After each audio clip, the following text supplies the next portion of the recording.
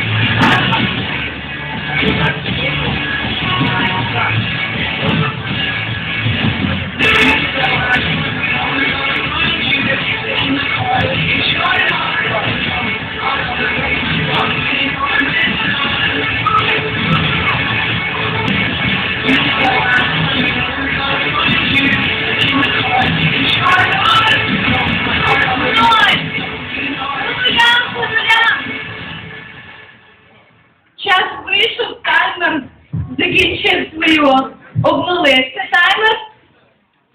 Всім привіт! А тепер я прошу увагу не тільки тих, хто сів, а тих, хто не сів, ще не сів, але я вас дуже прошу, проходьте сюди. І вам теж привіт!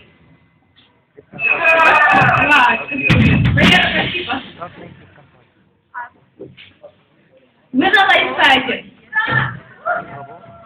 Ви вдома. І це місце, де ми збираємося, щоб поспілкуватися і щоб разом познайомитися з Богом, щоб разом пізнавати Бога, хто Він є такий. І вчора багато хто був на сістерсайді і паверсайді. Почуваєте себе добре?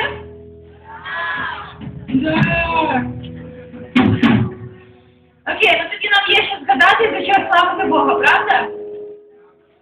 Боже, я дякую тобі за ранок, спасибі, що сьогодні дощ не йде, я прошу тебе, нехай цей день буде просто сухим, і молю тебе, прослався сьогодні, і нехай радість переповнює нас, Боже, і все твою славу. Амінь.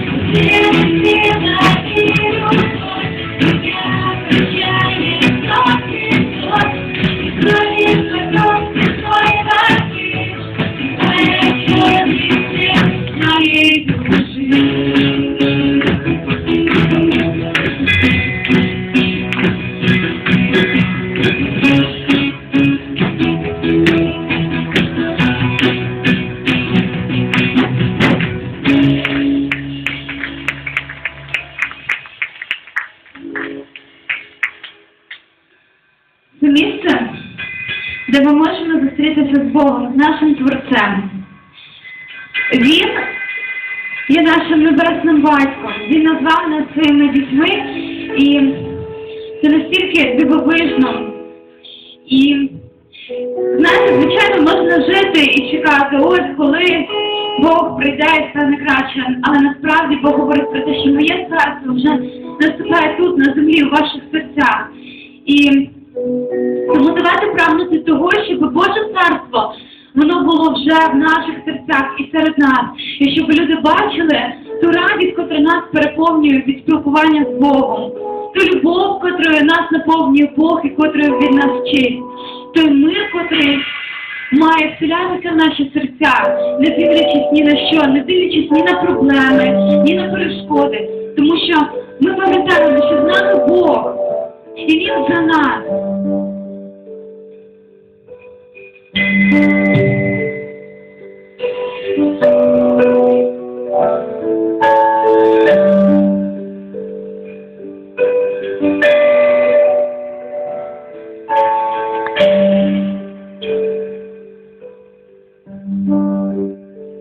Ты над городом этим и над этим народом, и над этой страною, Господь, ты во тьме освещаешь, озаряешь надеждой, утешаешь собою, Господь. Нет таких, как наш Бог. Нет таких, как наш Бог.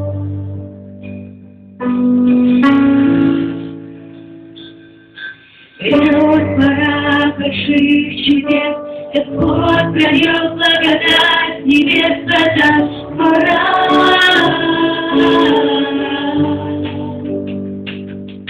Придет пора больших чудес, Господь прольет благодать с небес сразу пора.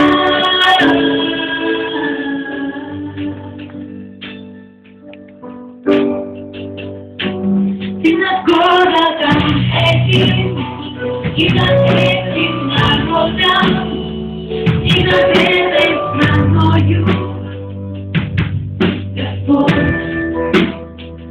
ты во сне освещаешь, озаряешь надеждой, утешаешь собой, Господь. Таких, как наш Бог. Нет таких, как наш Бог.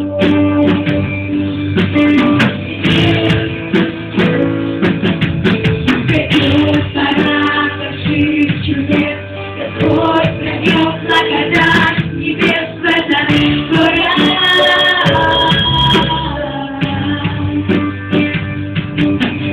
Придет пора больших чудес, Господь прольет благодать с небес сразу пора.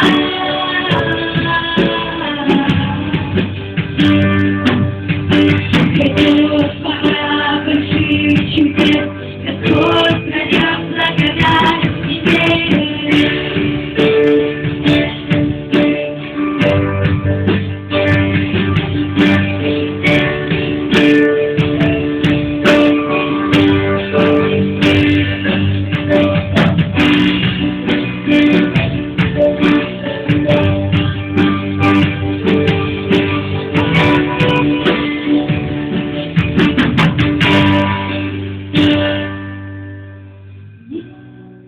Таких, как наш Бог. Нет таких, как ты, Бог.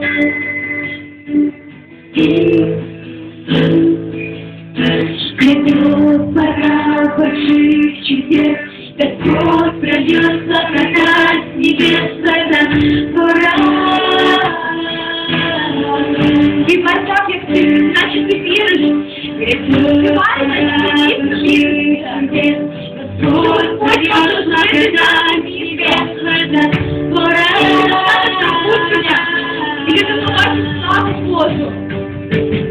Придет пора больших чудес, Господь прольет благодать с небес сразу пора.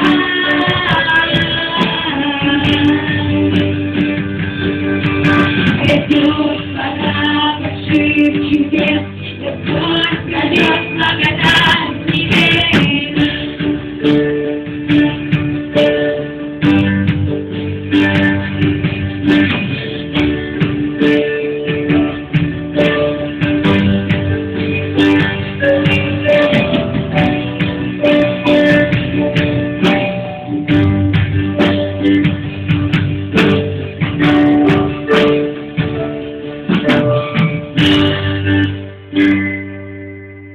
Господь, ми славимо Тебе, ми просимо, нехай Твої дива, вони просто відкриються нам, Боже.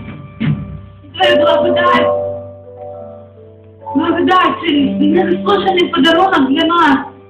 Господь, нехай відкриється цьому нашому місту, цій нашій країні, Боже. Я молю Тебе, просто допоможи нам нести сяйво і Твоє світло, Господь, цей світ, аби проповідувати Тебе, Бога нашого міста, Бога нашої країни, Бога нашого світу. Дякую Тобі, Боже. Спасибі, що Ти з нами і що Ти нас підтримуєш. Амінь.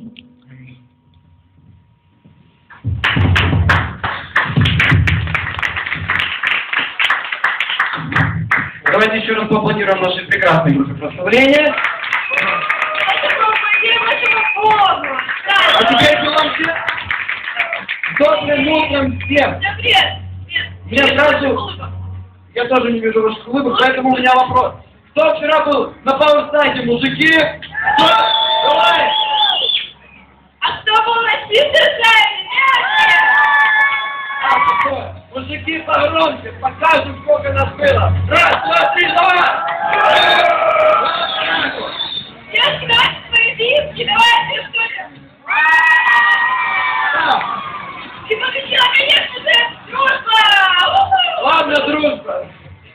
Итак, наверняка, кроме тех, кто был на пауэрсайде, и те, кто... Что? Первый раз, кто пришел первый раз? Кто пришел сюда первый раз? Поднимите руки.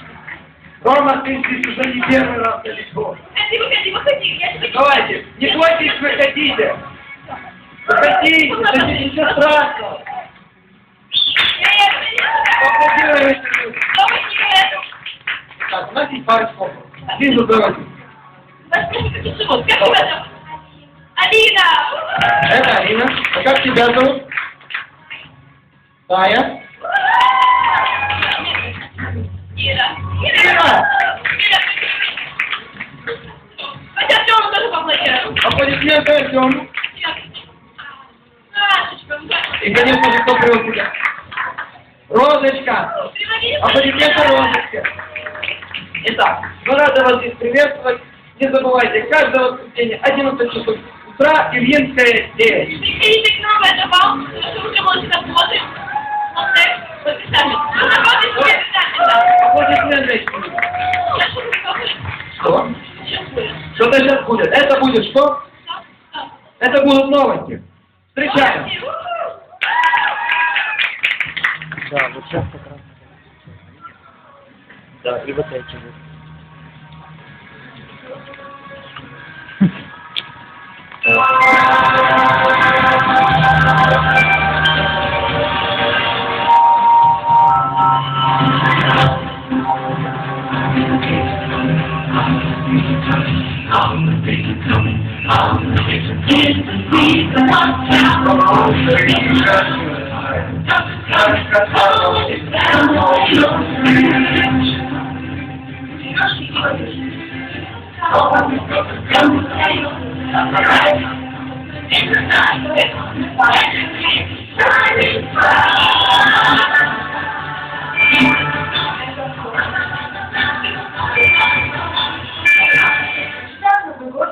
Рождественского лагеря.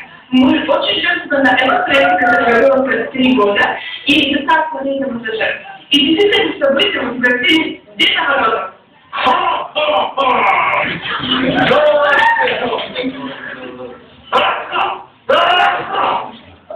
Приглашаю вас на самый классный лагерь в вашей жизни, и философия снежочков.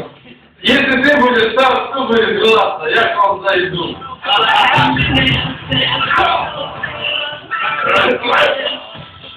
А сейчас провести новогоднее служение. 37 декабря, 17:00, мы ждем вас на новогоднем организме. Счет Новому году и 20-летию. Это новая жизнь. Поэтому все делай до 5 часов и приходи с нами еще на Новый. А 1 января служение с миром в 14:00 приходи на наше служение на 3-м этаже. Будет замечательно. Итак, самое ближайшее 25 декабря. Рождественское служение. 9 часов не допустим на первом служении и в 11 часов на начале. Значит, знаете, надеюсь, что самое время готовить подарки для ребят неуспешных семей и ребят цыган. Для информации можно заходить туда, в школе по информационному, там видите красить и что такое. Знаете, сам примите.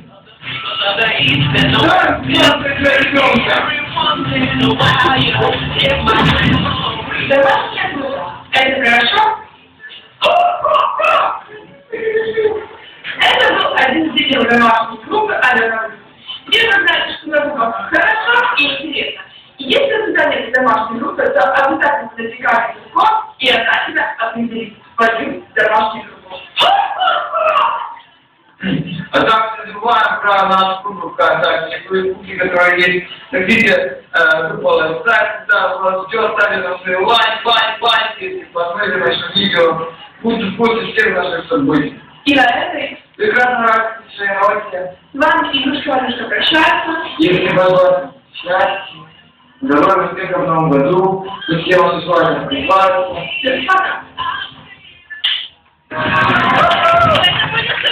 Это были супер новости. Итак, вот такие вот пазлы, вот такие вот бумажки. Это есть подробная информация о лагере Пасху. Вот такие вот. Это Алиночка, у нее репетирует. Потому что осталось очень мало времени. Мало мест, мало времени. Да. Обязательно. Итак, Кому же на неделю прислали lightside? Кому приходили? Водители? Вам. Вы мне приходили? не те. Наверное, просто не зарегистрировался, потому что. Бывает. Если вы еще не заполнили свою анкетку, то заполняйте. Вот там. Она лежит вот там вот, там есть фломастеры. Беленькая бумажка, вы ее заполняете. И вот сюда. Да, обязательно. Не забудьте, пожалуйста. Итак, еще, кому нас присылали Кристина Руки lightside? вверх. Вот они. Смотрите сюда. Выходите. Еще кому? Даня. Кому еще присылали? Все, пошло. Итак, у нас сейчас будет для вас супер-супер-пупер задание. Давай. Ты помнишь стихи, которые присылали? Ну, хоть наглядно, хоть как-то читал это, может. Читал. А ты читал? Да, молодец. Вот, ты же на это. Посматривай. Итак, смотрим. И Алиночка, это для тебя. Давай, Алиночка, найдем лайдушку. Вот, ты должна найти тут ошибку и исправить. Давай, как что? Там что-то такое ой, оно не туда. Да.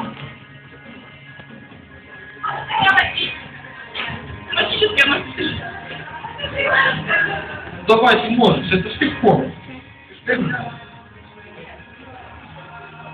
Да, после человек никогда не добьется. Да.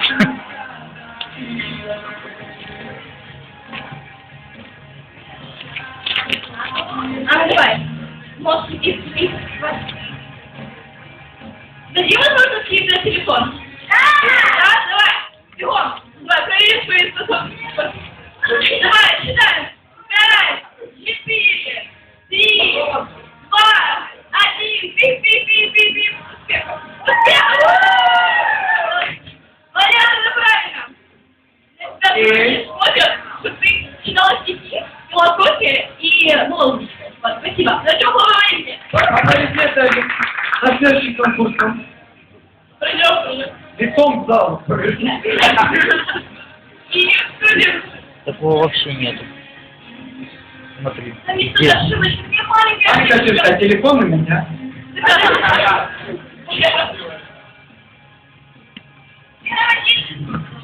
Смотри, читаем, внимательно.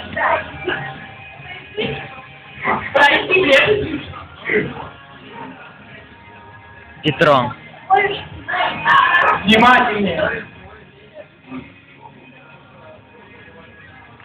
Даня, молодец, а чего хлопаем, Даня? Тут еще одна ошибочка. Петра, такая Петра. маленькая. Не Петра, Петра. Ну, давай я расскажу. Можно получить на телефон свой подарочек. Будь бодрым. А это бонус. Будь умничкой. Будь умничкой. Аплодисменты этому человеку. Сейчас. У меня не было дня рождения. Но я знаю, у кого-то в этом зале точно он был. Давайте поднимем руки, у кого был день рождения. Минимум один здесь такой есть. Раз, два. Лера, Маша. Девочка не стесняется. Маша голос. Выходи. Маша, Не стесняйся, Маша. Она же сейчас бывает. Да, выходи, Даня. Маша. Честно, Даня. Маша голос. Не стесняйся, Маша. Не стесняйся. Аплодисменты нашим именинникам. Давайте спросим, как их зовут. Да. Это я его видел, да? Сколько тебе исполнилось? 14 лет! Маша, 15 лет!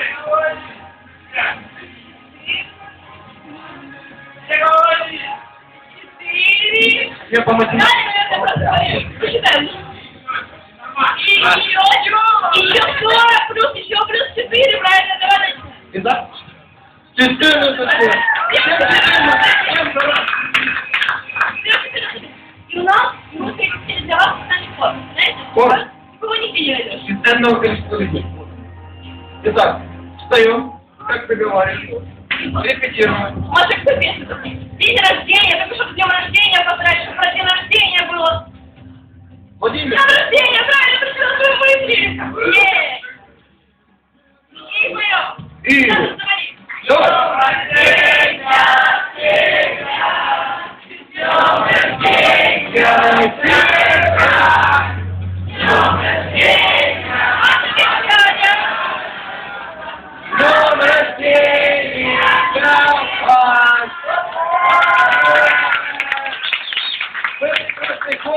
Спасибо вам, и честно прошли не зря. Это днем рождения. Днем рождения. Поздравляю. И давай помолимся. Помолимся. Кто хочет помолиться за именинников? Лиза, давай. Дорогой Господь, спасибо тебе за этих прекрасных ребят, за то, что ты их привел на lightside, Бог, за то, что они знают тебя. Бог, просто подари им больше своих подарков, Бог, просто наполни их жизнь своей благодатью, Бог. Просто пусть у них все будет хорошо. Аминь. Аминь. Давайте похлопаем. Аплодисменты еще. Не стесняйся. Да, Маша, ты молодая.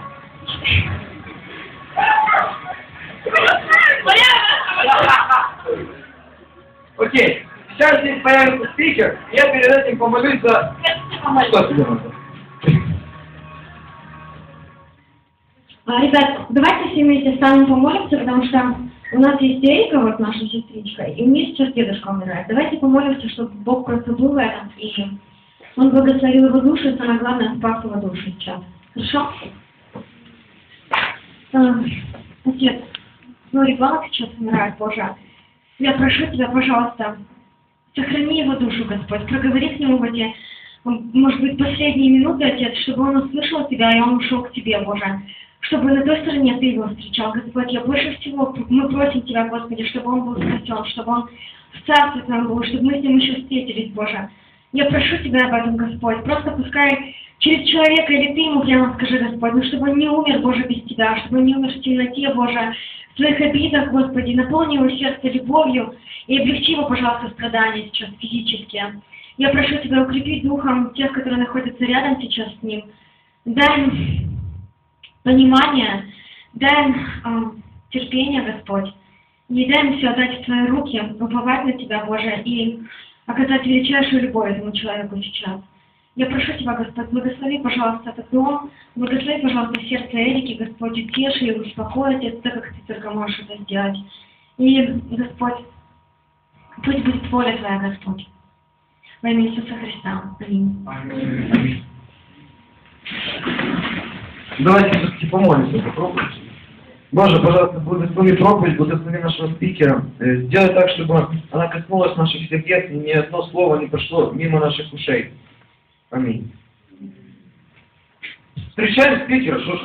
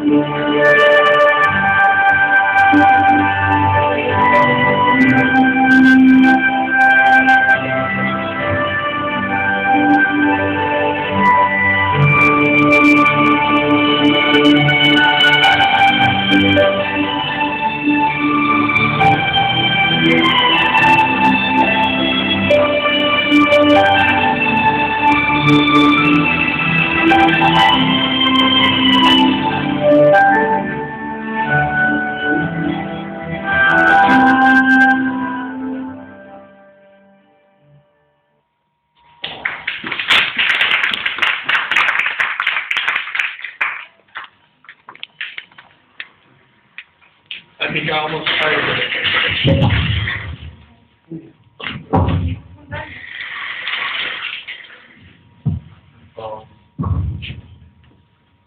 I think I almost tried it. Я даже расслабилась. Немножко. Anyone else? Is anyone man enough to admit it? А если настоящие мужчины, которые могут признаться в этом? Everyone else of you has no heart. Все остальные бессердечные. So we've been doing a series, the Bible, полезная книга. И у нас с вами новая серия, новый цикл, который называется «Библия. Полезная книга». And anybody remember what last week was? Кто-то помнит, о чем говорили на прошлой неделе?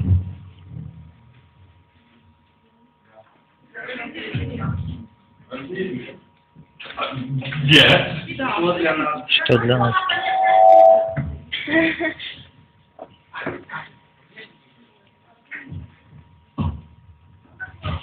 Better. Oh, see, what's up there? Specifically, anyone remember what about the Bible was being said? Может быть, кто-то помнит, что именно говорили о Библии? Я там хоть знаю.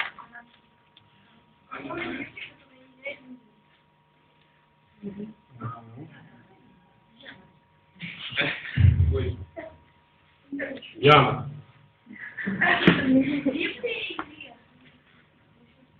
Еще раз?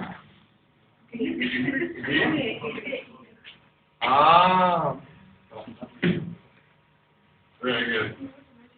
Очень хорошо. All right, so it's the Bible and sin, Библия и грех. always a fun topic. Очень веселая тема всегда. This is barely on. I'm not even going to use this. Не будет пользоваться микрофоном. Which singer has that microphone? I feel bad for him. Кто из певцов прет этот микрофон? Вдруг благословение. Я сочувствую этому человеку. But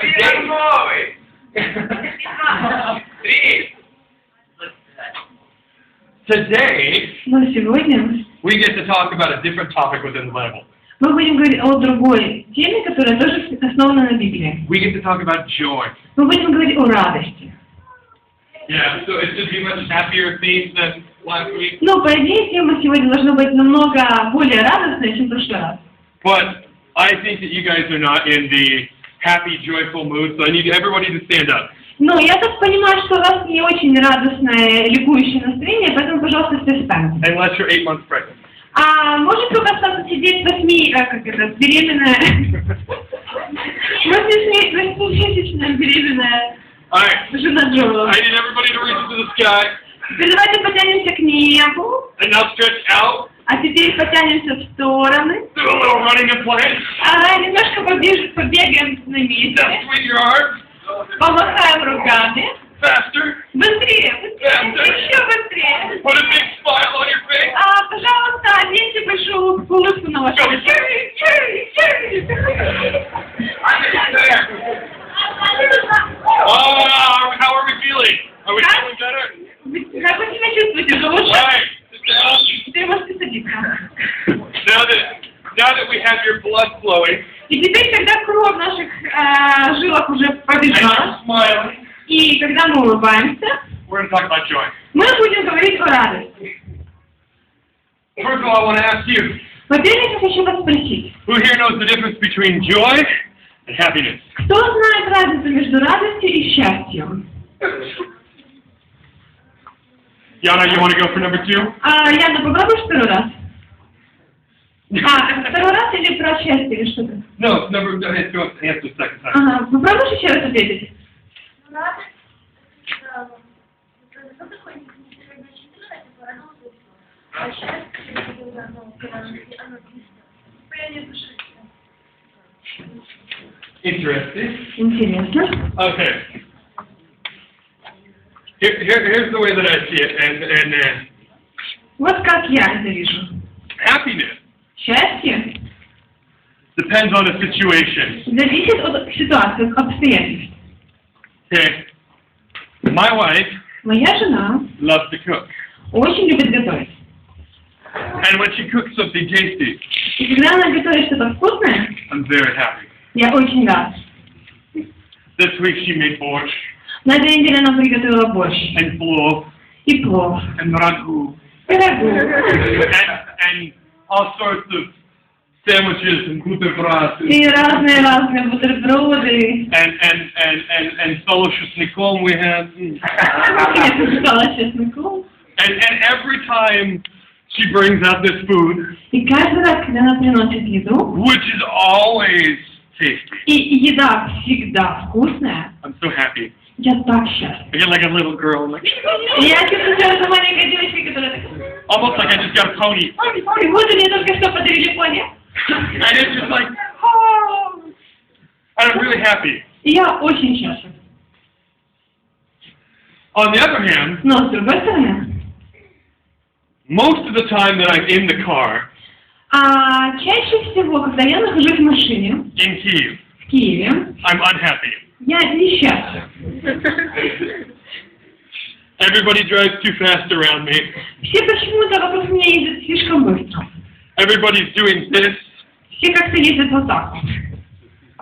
Nobody cares that I've got a pregnant wife in the car I'm trying to protect. И всем, честно говоря, плевать, что у меня в машине беременная жена, которую я защищаю. It's cold outside. На улице холодно. My heater's not working strong enough. И почему-то моя печка не очень хорошо работает. It's raining. Идет дождь. I can't quite see well. Я не сильно могу видеть, что там происходит. I'm like this. И я еду где-то вот так.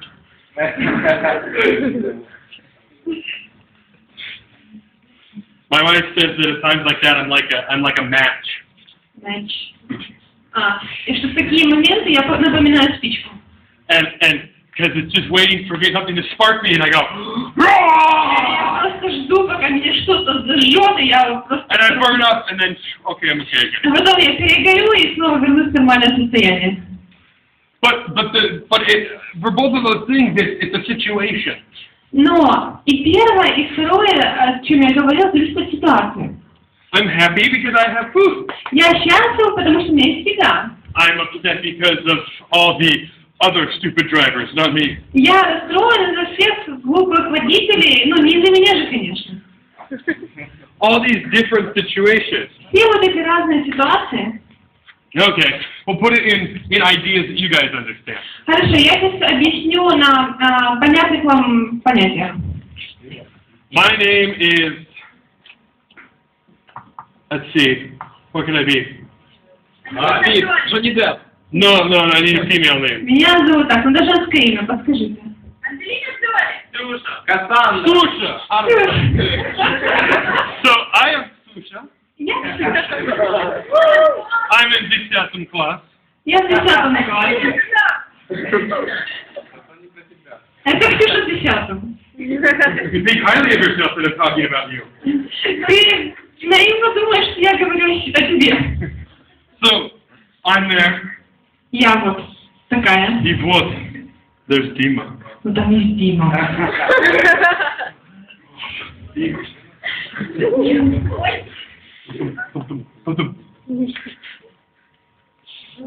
So I'm walking in school, Я иду по школе, carrying my book.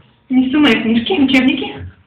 Dima's with his friends. А Дима со своими друзьями. And I'm walking, and I'm going to be like, hi, Dima. И я вот прохожу, я такой, ой, Дима, привет. And Dima's just walking. Oh, чувак, ты знаешь, что я сделал? А Дима проходит на своей волне. It doesn't see me. И даже не видит меня. Then my heart goes, И мое сердце просто разбивается. and then it's the worst day ever. Это самый худший день моей жизни. Everybody hates me. Все ненавидят меня. I hate my mom and dad. Я ненавижу своих Why родителей. didn't they make me prettier? Почему я не родилась Why красивой? didn't you want to talk to me? Почему они будут говорить со мной? You have that situation. Ну вот первая ситуация, да? And the second И situation. вторая ситуация. There's Ksusha again. Снова Ксюша. Carrying a book. С учебниками. And here comes Dima. Идет Дима. And, hi, Dima. Дима, привет. And Dima's walking, he says, А Дима проходит. Привет, Ksusha. Привет, Ксюша. Oh, he knew my name. Ой, как меня зовут. He knew my name. Он запомнил, как меня зовут. Mrs. Beamer.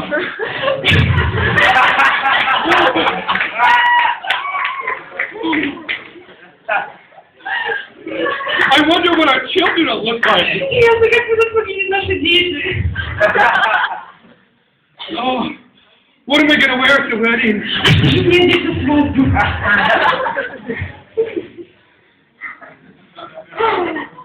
That's happiness. Вот это счастье. Because the situation Ситуация. makes me happy Я счастлив из-за ситуации. or makes me sad. Или я расстраиваюсь из-за ситуации.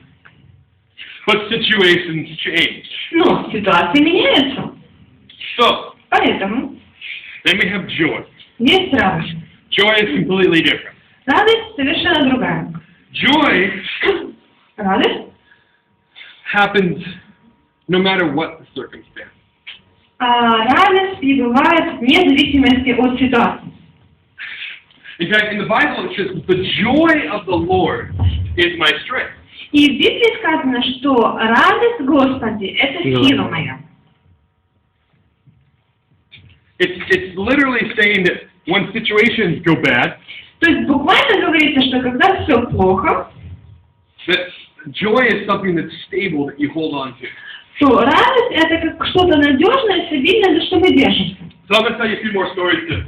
И я хочу рассказать еще пару историй, чтобы вы понимали. All right. This right here Вот прямо здесь, is one of our sources of joy. вот здесь один из наших источников радости. Okay? Хорошо? I want you to remember that Я хочу, чтобы вы это запомнили. because Потому что I'm going to tell you a story to illustrate. я расскажу вам историю, которая иллюстрирует это. This time last year, В прошлом году, в это время, okay, on December 15th, so just a couple days ago, то есть несколько дней назад, год назад, например, 15 декабря примерно, it was my wife and I's official engagement a year ago. мы с моей женой официально помолвились. Год назад.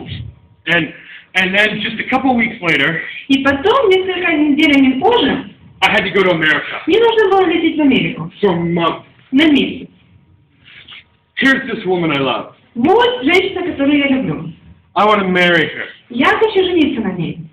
We just did our engagement. Мы только помолвились, I have to go away а мне нужно уезжать for a month. на целый месяц. I'm feeling about this low. И я себя чувствую где-то на таком уровне. I miss her. Я скучаю. I hadn't even left yet. Я еще даже не уехала, но все равно скучаю.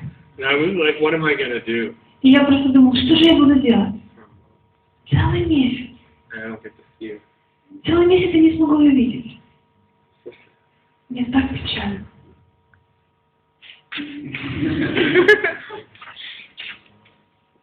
And it was very interesting because I know she kind of felt the same way. И было интересно еще, потому что я знала, что она чувствует то же самое. Although I think she was still in shock that she was engaged. Хотя она все еще пребывала в шоковом состоянии в связи с помолвкой. And so I was thinking, what can I do? Что же я могу делать? So I started writing her letter. Я начала писать ей письма. About every third or fourth day На каждый третий или четвертый день. of my month-long trip, В течение моей поездки в месяц. I had a letter for her. На каждый третий или четвертый день у меня было для нее письмо. Wasn't an email, Это был не имейл. wasn't a contacted message. Это не было сообщение ВКонтакте. I did type it though. Я действительно, я печатала. I don't think she could have read my writing. Потому что я не был уверен, что она прочитает мой почерк. But I wrote her a letter, Но я писал ей письма.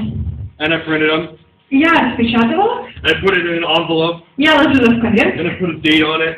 ставила дату, So like every third or fourth day, here's another letter. и каждый третий, четвертый день вот новое и новое письмо. Put all the letters together, Складывала все письма вместе. sprayed them with my cologne, Расписывала их моим одеколоном.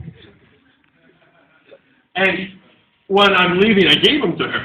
И перед тем, как я уехал, я отдал ей все эти письма. And I told her, don't open it until the day that's written on there. И я ей сказала, не открывай до той даты, которую я написала на And it started конверте. with the day I was leaving. И первое письмо было назначено в тот день, когда я уезжала. And every day she would open a letter, Каждый раз она and I открывала would tell конверт. her, Я говорил ей. what I was thinking, Я говорил ей то, что я думал. what I thought I might be thinking on that day. Что я думал, как я считал, я бы думал в этот день. I love you. Я люблю тебя. You're the best thing that's ever happened to me. Ты самое лучшее, что есть в моей жизни. I already miss you and I want to come back. Я очень скучаю и хочу вернуться. Here's what I've seen God do in my life because of you. Вот что Господь делает в моей жизни благодаря тебе. И я это вижу. So had to wait every couple of days И каждые несколько дней to read this letter. она читала эти письма. And she would read it. И она читала их. And then, later in the day, А потом, позже, в тот же день, she'd call me on Skype. она звонила мне по скайпу. And then she'd ask me to read the letter so she could hear it in my voice.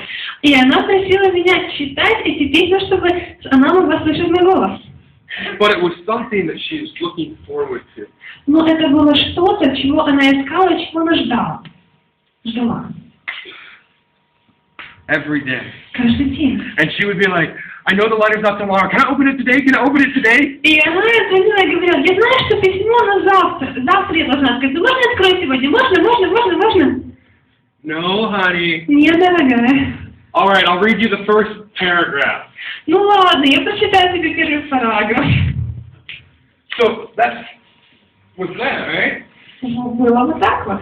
Okay, so now keep that in mind. Помните об этом? And remember, in the Bible, Помните, что в Библии? last week we talked, okay, the Bible and sin. На прошлой неделе мы говорили Библия, о теме Библия и грех. Something that I want to read every day. Что-то, что я хочу читать каждый день. You are a sinner. Что я не хочу слушать каждый день. Ты грешник. You did wrong. Ты сделал что-то не так. You need to do better.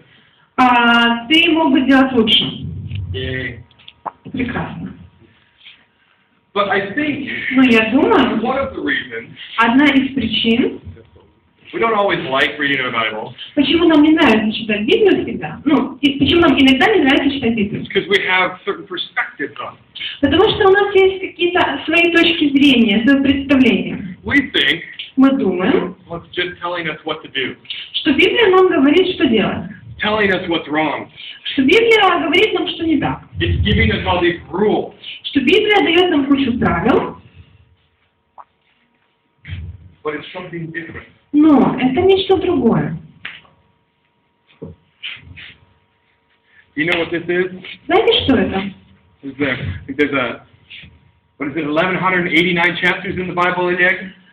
11 тысяч, сколько было их? 99? Много. Yeah. We'll just say 1189. 89, окей. 11 тысяч, 89, Chapters глав. or letters, Или писем. love letters. Писем о любви, обращенных к нам. God telling us, Бог говорит нам, this is what I've done for you. вот что я сделал для тебя, I love you. потому что я люблю тебя. This is how I feel about you. Вот что я чувствую по отношению This к is тебе. how I want to help you. Вот как я хочу помочь тебе. I want to be with you forever. И хочу быть с тобой вечно. In theory, И в теории, and some of you are still in that phase where you're like, ew, boy, ew. Yeah. кто-то находится на этом этапе, когда он думает, Ah, boys. мальчики. Yeah. There might be a couple of you in that room still in that phase. Может быть, несколько людей в этом зале еще находятся на таком этапе развития, когда у них вот такое отношение к мальчикам. But for the rest of you, you're kind of like, oh. Но по отношению к остальным девочкам, Girls like boys exist. девочки знают, что мальчики существуют, им это нравится. Boys are like, girls exist. И мальчики говорят, девочки существуют. and see, that's the thing. In that same way that you're looking like, I want that boy to say my name or remember my name, or I want that girl to notice me. И точно так же это имеет значение, когда вот, например, в нашей ситуации было, что ой, он запомнил мое имя, ой, я хочу, чтобы он знал, что я существую, или, например, чтобы она знала, кто я. The way we should look at the Bible. И также нам надо относиться к Библии. Here's God Вот Бог saying, I love you. говорит, я люблю тебя. And then on the next page he's saying, I love you. И на следующей страничке он снова говорит, And я on the люблю next тебя. page he's saying, I love you. И потом он снова говорит, я люблю тебя. And on the next page he's saying, I love you. И на следующей странице снова, я люблю тебя. Hey, the interesting thing is, И интересно еще та вещь, что where my happiness goes up and down, в то время как мое счастье, уровень моего счастья поднимается вверх и спускается вниз, depending on if I get salad chasticom в зависимости от того, получил ли я салат с чесноком на обед, or something healthy. или здоровую пищу. That changes. Это многое меняет. My wife and I can argue, Мы с женой можем спорить, and that can make me happy и это может меня сделать or счастливым sad, или печальным, грустным. and most of the time it's because I'm wrong. И чаще всего это происходит, потому что я не прав. And all these things can change, but you know what doesn't change? И все это меняется, но знаете, что не меняется? It's the way I feel about it. То, что я чувствую по отношению к своей жене. That every morning I wake up Каждое утро, когда я просыпаюсь, and I have joy. у меня есть радость. This is my wife. Это моя жена. I love this woman. Я люблю эту женщину. I can't believe I get to be married to her. Я не могу поверить, что я жена на ней. I'm blessed. Я благословен. And even with all the ups and downs of life, И несмотря на все подъемы, взлеты и падения жизни, I hold on to that. я держусь за это. I hold on to her. Я держусь за нее. It's that stability in my life. Это та стабильность в моей жизни. And this И это, is how God wants us to look at Him. и именно так Господь хочет, чтобы мы смотрели на Него. It's how God wants us to look at Scripture. И именно так Бог хочет, чтобы мы смотрели на Писание. Life goes up. Жизнь поднимается вверх, есть падение вниз, There's problems. появляются проблемы, There's things that go happy and well. есть что-то, что делает нас счастливыми, что проходит хорошо, But here's God, но есть Бог, and He loves us. и Он любит нас. And He should be the stable influence И Он должен иметь стабильное, постоянное влияние, that we should be able to hold on to and have joy. за которое мы могли бы держаться и иметь эту радость. But feeling that everything's going to be okay И уверенность в том, что все будет хорошо, because we have God. потому что у нас есть Бог. That you can't help Нельзя ничего сделать, but smile нельзя не улыбаться, because you have God. потому что у нас есть Бог. Last night, Вчера вечером I got home from the youth service, я вернулся с дома с молодежного служения, and I was thinking about today, и я думала о сегодняшнем дне. and then I turned on my computer to watch a TV show, И я потом включила компьютер, чтобы посмотреть какую-то программу. and my wife started looking up stuff about the baby, А моя жена начала там что-то искать, что-то о ребенке, еще and что-то. I thought that she was upset and worried about something. И я подумала, что она была чем-то расстроена или чем-то переживала. So I'm saying I'm not going to go to bed until she goes to bed. I want to be here for her. И я сказала, что я не пойду спать, пока она не пойдет спать, я хочу быть здесь, с ней здесь рядом. Finally, it's 2:15 in the morning. В конце концов, 2 часа 15 минут ночи. She starts going to bed. Она идет спать. I'm like, amen. Она собирается идти спать, я говорю, слава Богу, аминь. And so she's going to bed. I said, honey, I hope that you're feeling better. И она собирается идти спать, я говорю, дорогая, я думала, что ты чувствуешь себя лучше. Because I didn't want to go to bed before you did. I wanted to be here for you. Потому что я не хотела идти спать до того, как пойдешь ты. Я хотела быть здесь с тобой рядом, на всякий случай вдруг. And she looked at me. Она посмотрела на меня. She said, I've been waiting for you. И сказала, ну я вообще ждала, пока ты пойдешь I спать. thought you wanted to finish your TV show. И я думала, что ты хотела посмотреть там свои программы. We both were waiting on each other. Мы ждали друг друга. We just looked at each other and said, you know what, we're crazy. Мы посмотрели друг на друга. Мы какие-то ненормальные. I love you. Я люблю тебя. Because I could be all upset and be like, I could have gone to bed 3 hours ago. И я, конечно, мог бы расстроиться и сказать, я вообще мог пойти спать еще 3 часа назад. But we already start to think like each other. Но мы уже начали думать одинаково. I'm thinking, oh my gosh, I have to get up early tomorrow. Я начал думать, ой, мне завтра рано вставать. But I love you. Но я люблю тебя. This is the way we should look at Scripture. This is the way that we should look at God. Вот как нам надо относиться к Писанию, вот как нам надо относиться к Богу. Oh my gosh, all this happened. О Боже, что там случилось? But I have joy because you love me. Но у меня есть радость, потому что ты любишь And меня. because I love you. И потому что я люблю тебя. That should be that stability in our life. И это должно приносить в нашу жизнь стабильность. But do you know why we don't normally have that? Но вы знаете, почему у нас обычно нет этой стабильности? We don't let God into our life. Мы не допускаем Бога в своей жизни. I want to paint another picture for you. Я хочу нарисовать еще одну картину для вас. Here is, Вот, we'll say, hi, my name's Bob.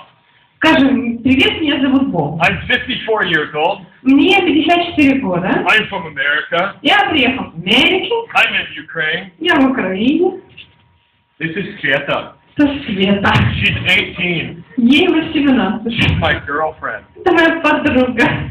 Ooh, look at how good she looks on my arm. Посмотрите, как она прикольно смотрится в моей руке. Oh, yeah, what's that, you want a new watch? Okay, I'll buy you a watch. Ты хочешь новые часики? Окей, можно купить новые часики. You want diamond earrings? Хочешь колечко с бриллиантиком?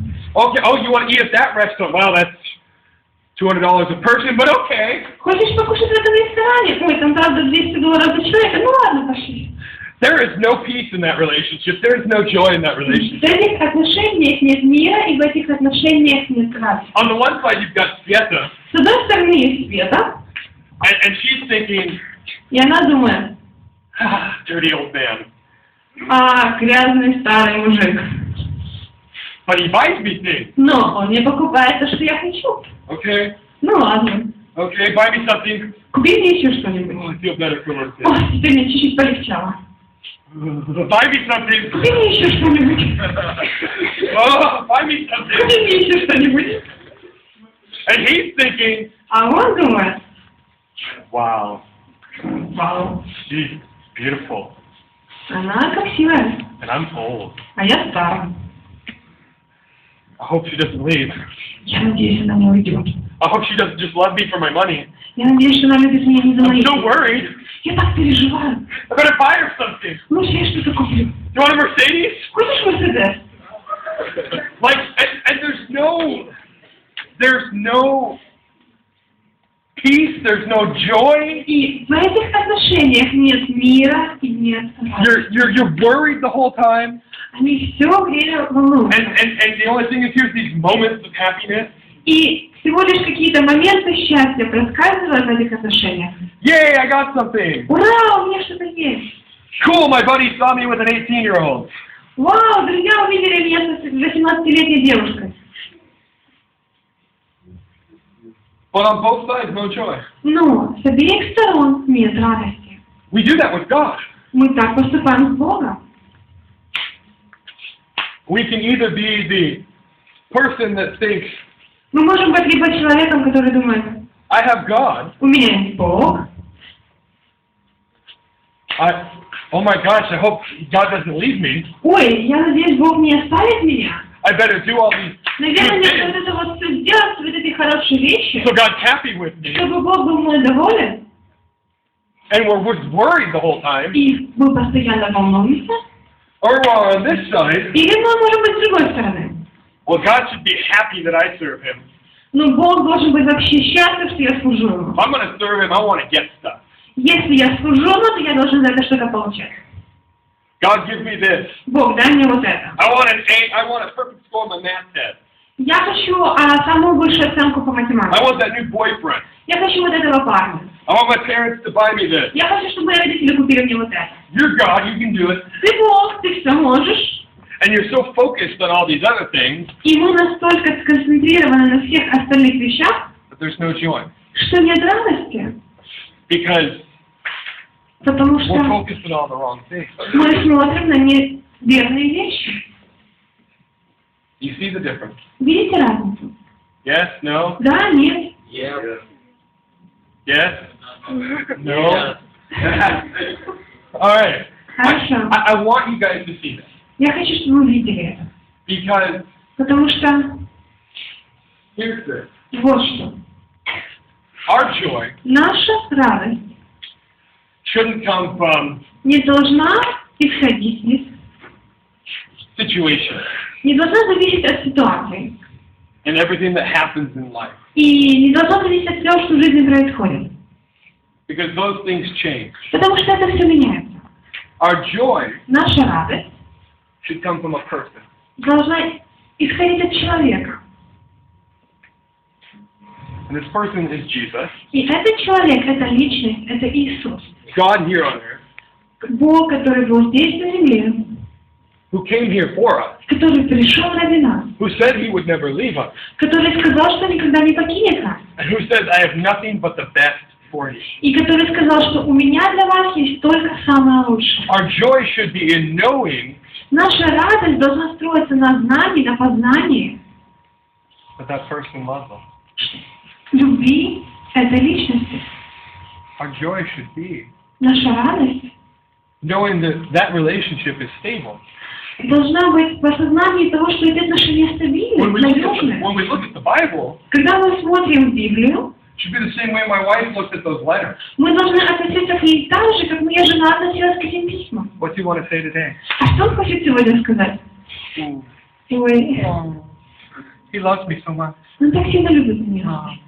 And then it's like looking at someone's Facebook or contact your page when you're not around them. Это нельзя читать чью-то страничку ВКонтакте или в Фейсбуке тогда, когда вы не можете видеться на I want to человека. know more about them. What are they like? Я хочу больше знать об этом человеке, что ему What нравится, kind of movies do they like? какие фильмы он любит.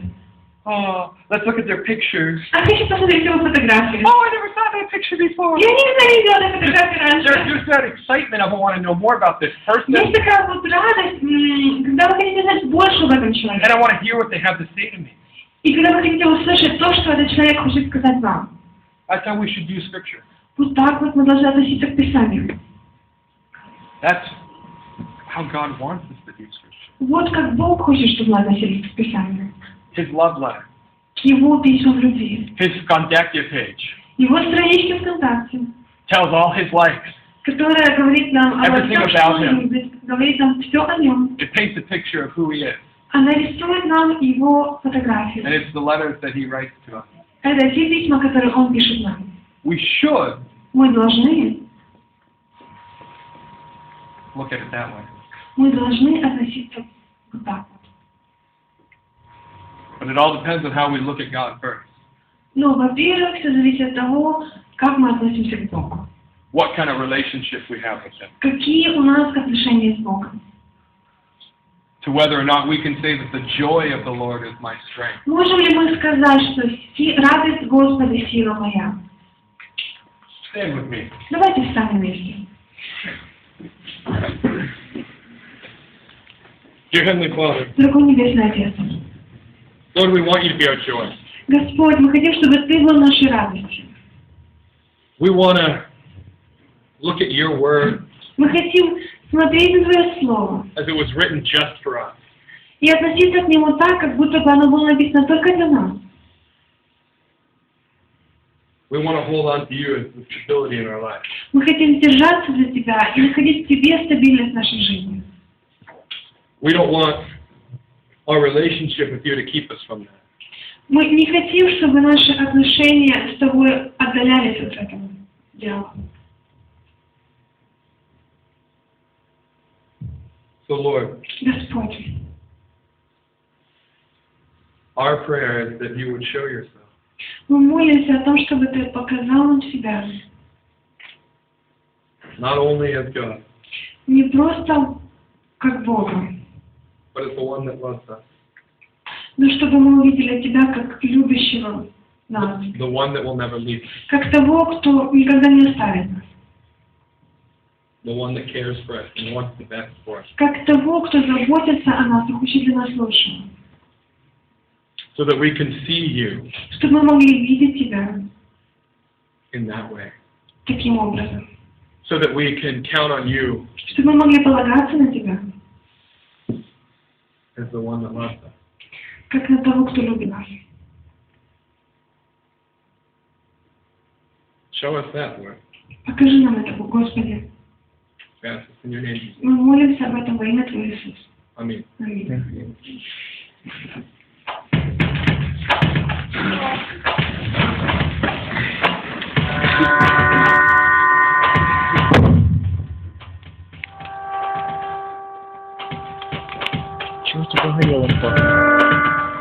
Библия – это то, через что Бог нам говорит о Его воле в нашей жизни.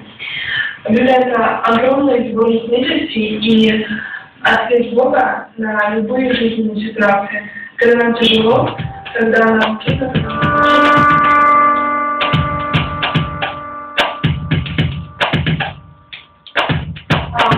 Вообще Библия – это Святое Писание.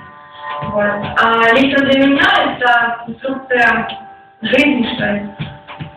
Вот. Люблю мнение, что как надо поступать, как не надо. Читаешь, и можно понять, что сделать так, а что не так. Вот. Это то, что ведет к спасению. Звучит, конечно, банально, но тем не менее это правда.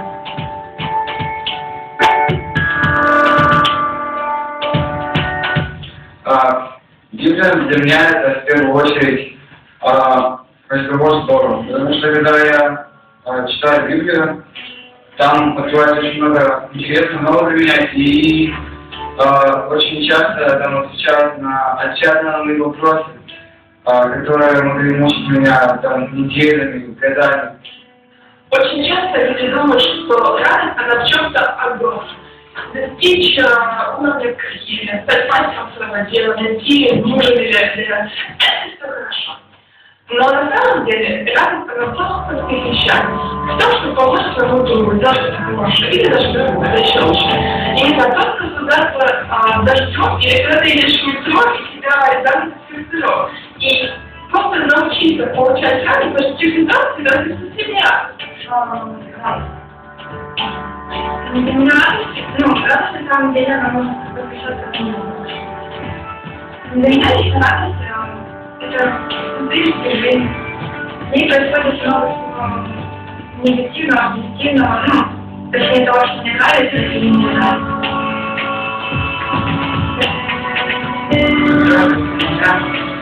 На самом деле, люди в этом не часто. Но радость это довольно-таки часто. Тогда для меня не радость. Могу сказать, что да. Ну, типа, не эмоционально, конечно, я не люблю, когда я читаю. И ну, даже не написано. Больше Бога и так его соблюдать. Потому что в этом взято человека. Ну, в этом все. Вот. Да, больше не интересно. Значит, что читая ее, нужно завтра раньше Библия было читать запрещено. За Библию уже убивали. А сейчас можно читать всех свободно. И это все.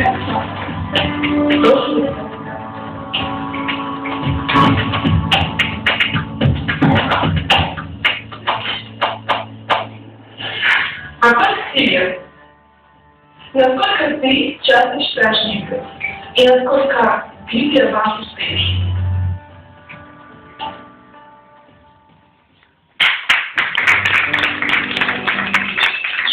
Не надо?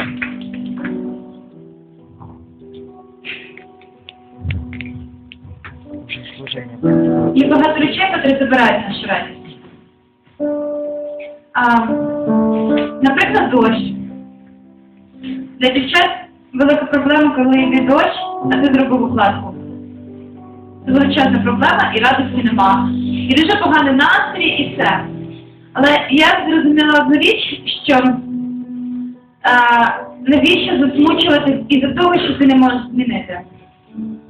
Ми не можемо зробити отак, і дощ не йде. І тебе знову чудова зачіска. Коли ще вже пройшло, ти не можеш говорити, ну, якби я не зробив так, то було б зараз інакше. Все, час пішов, і ти вже не можеш нічого виправити.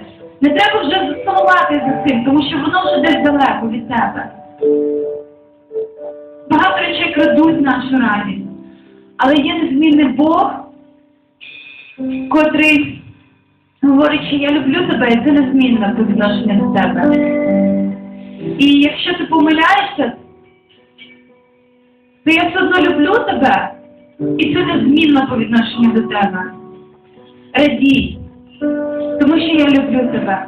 І я хочу, щоб ти отримував радість від спілкування зі мною, від стосунків зі мною. Давайте зараз просто проведемо час в роздумах над тим, що краде вашу радість, і що, наскільки Бог подарував нам надію, і що це може приносити нам радість. Давайте, можете встати, можете сидіти, можете на колінах стати, але залиштесь наодинці з Богом. Закрийте очі і просто знайдіть його через спів, через молитву.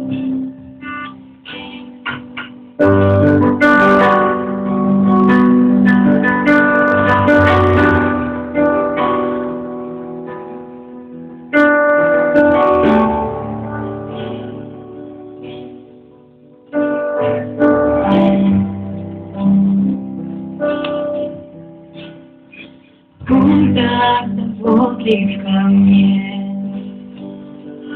Божья любовь не сравнится ни с чем, как светская грусть под ветрами его благодати. Когда размышляю о славе Твоей, уходят все печали.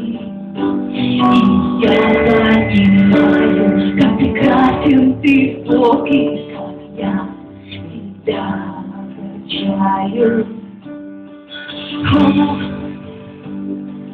как Он любит нас, о, как Он любит, как Он любит нас. Вот. А теперь эти провода выйдут. Надо было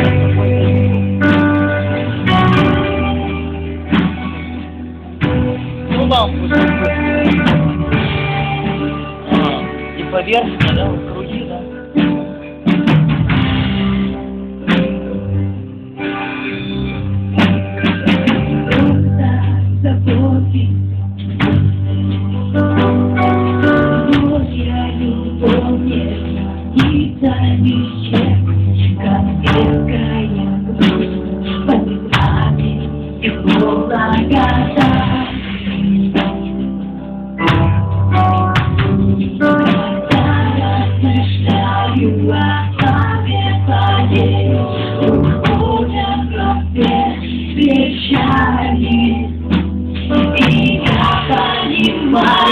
Как прекрасен Ты, Бог, и я тебя прощаю.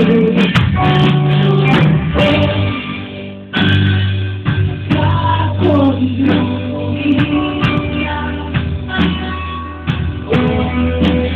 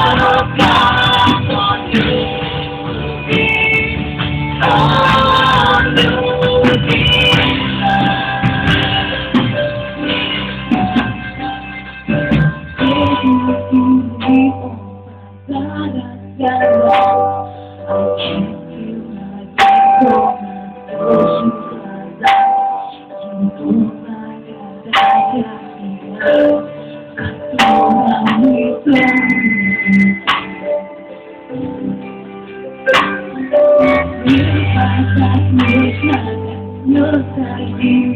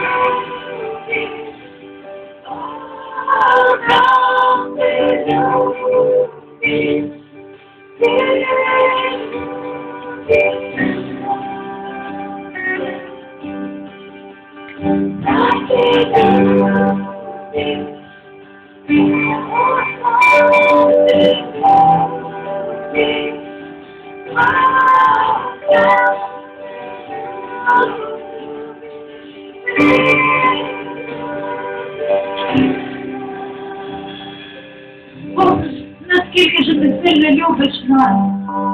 Наскільки велика твоя любов, що ти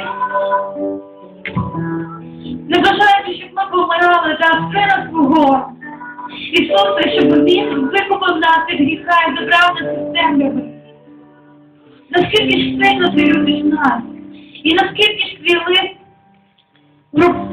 просто сповнений любові до нас.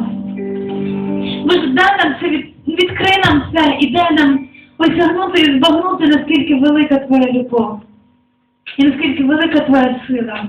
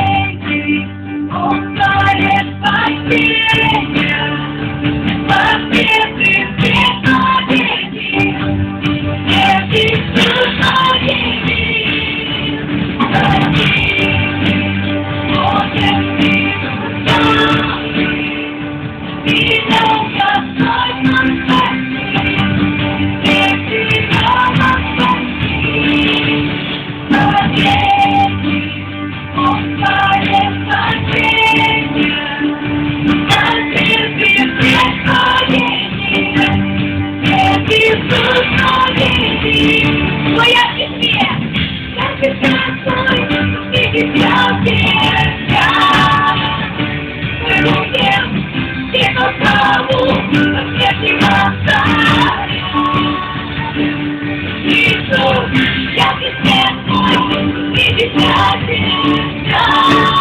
Мы будем тебе славу, смерти восстать.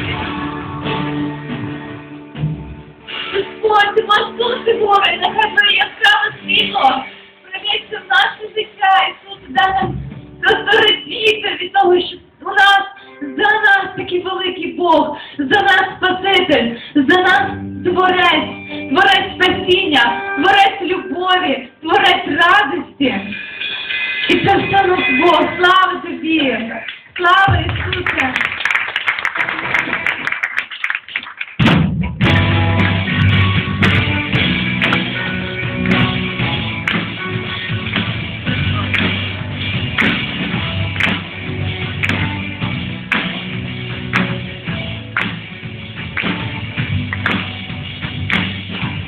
Сейчас отпущу, все это держит меня. Верю я, мой Господь, ты лучший друг на света. Я тебя держу, не за это ты нашел меня.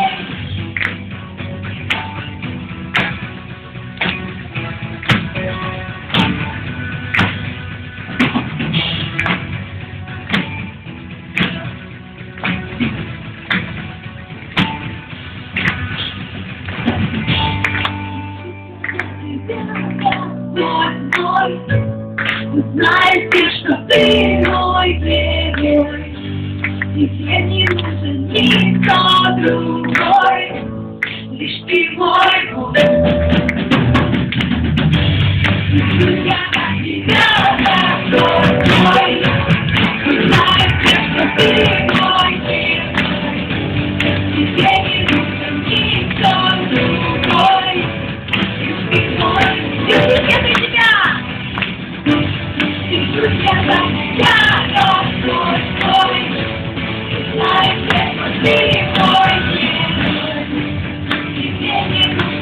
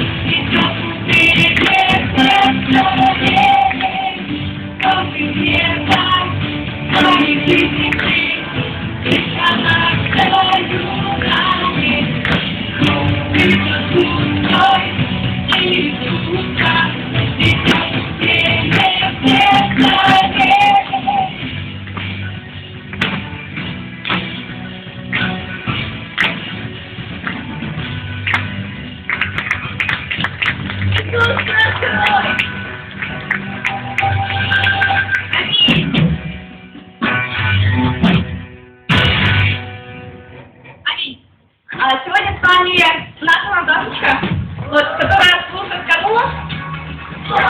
Кого? Вот.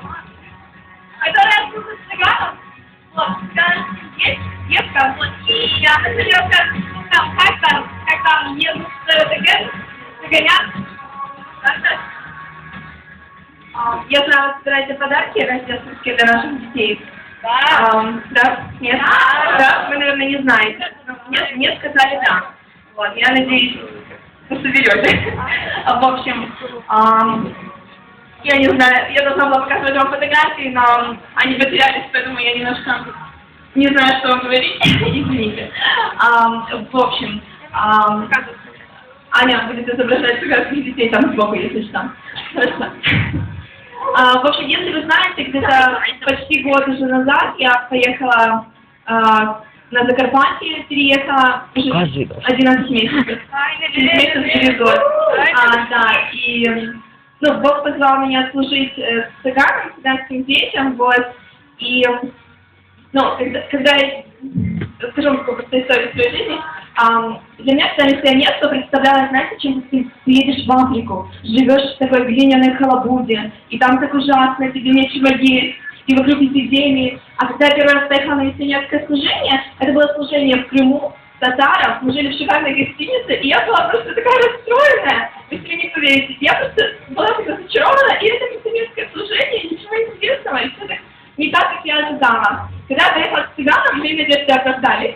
Они живут в этих глиняных халабудках, как я и думала, им нечего есть и не во что одеться, и ходят всевозможные эпидемии, вплоть до того, что я просто в истории рассказывала, как я пошла в гости к одной женщине,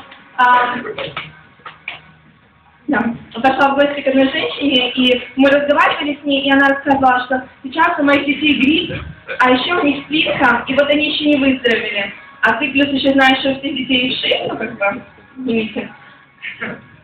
И тут ее дети забегают и начинают тебя обнимать. И ты не любишь, ты не видишь, что им говорить, нет, я не буду с вами обниматься. Вот так. Вот, и... на самом деле, это служение, оно очень особенно потому, что это необычные дети. Вот, ты не всегда можешь с ними говорить, потому что они говорят на венгерском. Не всегда можешь им помочь, потому что у тебя не всегда есть возможность. И ты всегда можешь их любить. Вот, потому что если вы хотите тоже любить цыганских детей, можете ко мне приехать, я вас приглашаю. Да, кстати, появились цыганские дети. Классные, правда? Вот, они всегда такие еще маленькие, это такой природный вид.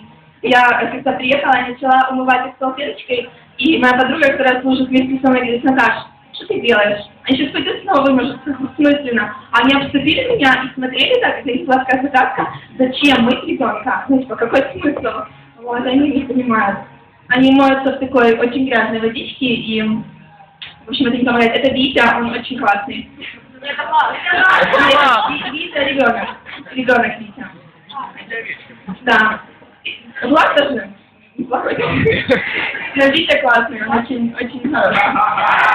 А это Анечка с Липушкой. И Липушка — это просто девушка золота. Она пожирает ногти, и если она видит, что у тебя накрашены ногти, она может любоваться и не полчаса не отпускать их.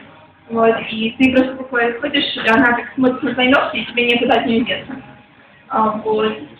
Да. Вот. И... не знаю, про что ты говоришь? Вот какие Бог делает чудеса на современное в этом народе? Бог делает чудеса в народе. Как вы знаете? Воду. Да. На самом деле там очень большие проблемы с водой. Вот, там вода, у них нет водопровода, и такие, знаете, помпы. А вода, типа земля там длинная, там не чернозем, поэтому помпу нельзя очень глубоко закопать. И вообще минимальные там какие-то стандарты, до 16 метров, у них есть помпы там на 8 метров, например, глубиной и возле кладбища. Это вода, которую пьют люди. Вот, и когда приехала туда команда с молодежки, они были впечатлены этой дивоводой. Вот, и они решили собирать деньги на колодцы, чтобы сделать колодцы. Вот. Ой, это просто остылось, он не такой толстый. Вот, они сделали 4 такие колонки.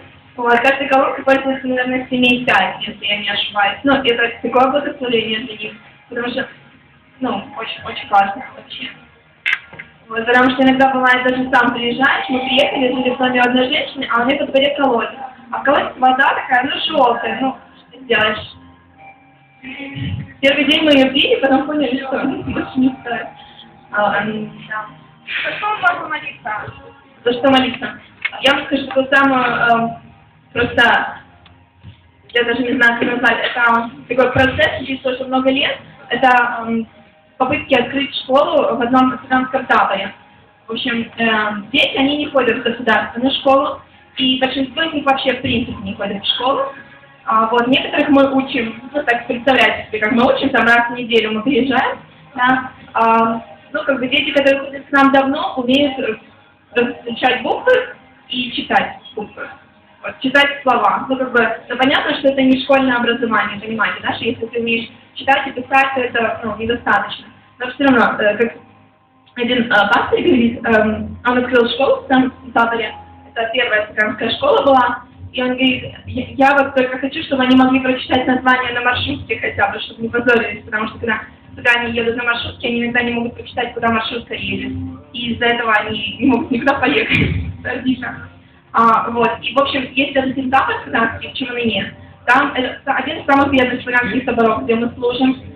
Вот, там удивительный пастор Янок, у него 10 детей, представляете?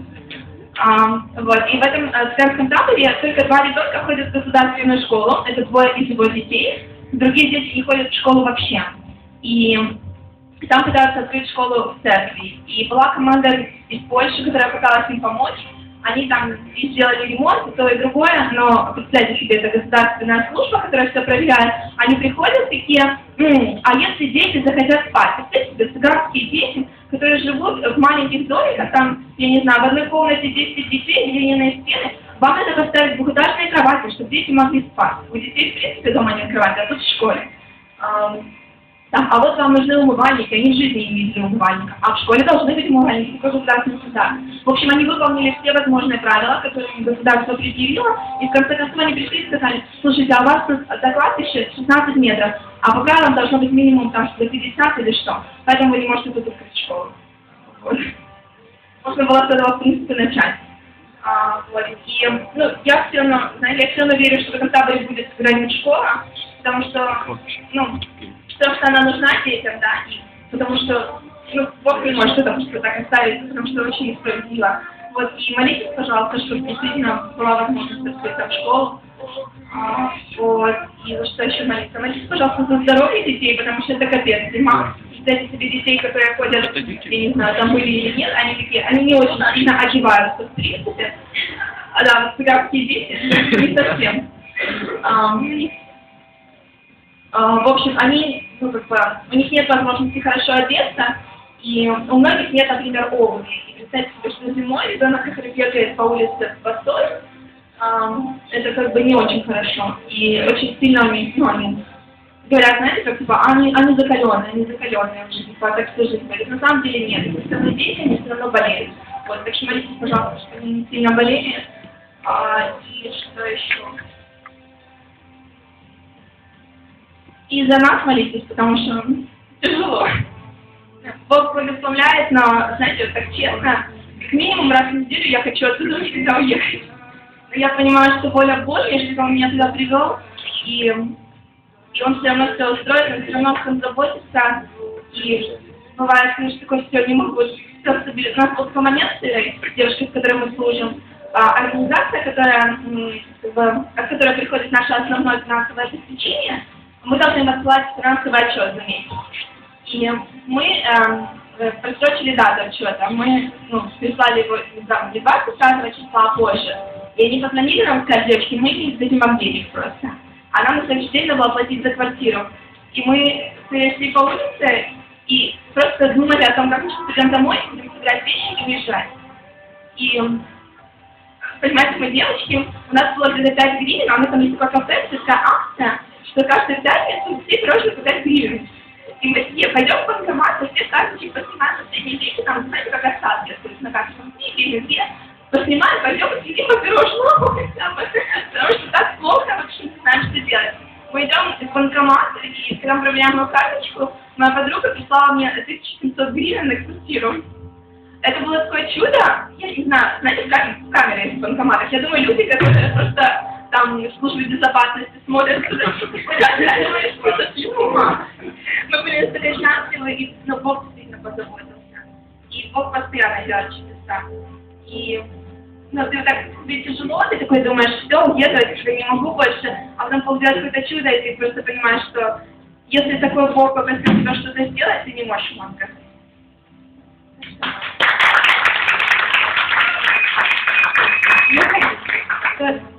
Мы тебя пирожными кормить не будем пока что. Пока что. Мы за тебя помолимся. Вот. И я знаю то, что Бог, Он радуется служению. И я знаю, что Он радуется, когда Он смотрит на вас. И Бог не оставлял и никто не оставил. Помолимся за Наташечку? Да? Как все вместе. Можно? Вспомните, что вы собираете рождественские подарки. Великий Бог, Господь, мы благодарны Тебе, Боже, за то, что Наташечка есть у нас, Господь, и за то, что она есть у Тебя, и за то, что она есть, Боже, у цыганят наших любимых. И она скоро едет туда-обратно, Господь, и я прошу Тебя, чтобы в ее сердце была радость. Была радость, надежда, Господь, от Тебя. Я прошу Тебя, Боже, чтобы Твоя мудрость, она сопровождала, Господь, тех служителей, Господь, которые там сейчас находятся. И я прошу Тебя, Боже, чтобы Ты действовал особым образом, Боже, в сердцах этих ребят, в сердцах, Господь, этих детей, в сердцах, Господь, этого народа. И я прошу Тебя, Боже, чтобы через Наташу, Боже, через Иру, просто люди видели Тебя, насколько Ты великий, насколько Ты славный, Господь, и что без Тебя мы не будем счастливы, что без Тебя, Боже, просто эта жизнь самая честна. И я прошу Тебя, Боже, чтобы Ты заботился каждый день, каждую секунду, никогда не оставлял. Слава Тебе, великий Бог. Аминь. Помните, пожалуйста, что мы собираем подарки до середины января, да, Матвич? Да, мы собираем до середины января. И также есть контакты, в которой есть нужды, да, есть нужды служения определенно, у ребят есть нужды, которые на нас служат, очень-очень большие. И если сердце ваше побуждает Бог просто жертвовать, жертвуйте. Бог благословляет эти сердца, Бог благословляет эти жизни, благословляет этих людей. Вы можете подходить к ней лично, вы можете бросить просто какую-то сумму, там есть коробочка, если вы хотите настоять, вы можете. И помните, что регистрация на лагерь, очень крутой лагерь будет, на самом деле, очень классный. Это первый зимний лагерь lightside. Есть Алина, которая нас здесь